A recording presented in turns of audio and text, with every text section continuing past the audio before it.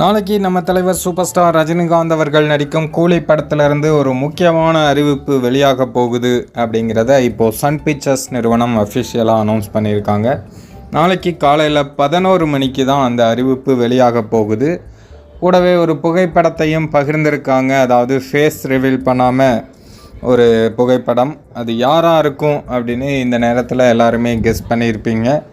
ஆமாம், பூஜா ஹெக்டே தான் அவங்க. பூஜா ஹெக்டே கூலி படத்தில் ஒரு பாடலுக்கு டான்ஸ் ஆடி இருக்காங்க அப்படிங்கிற தகவல் சமீபத்தில் வெளியாகிட்டு இருந்தது இல்லையா? அது பற்றிய அப்டேட் தான் நாளைக்கு வெளியாக போகுது.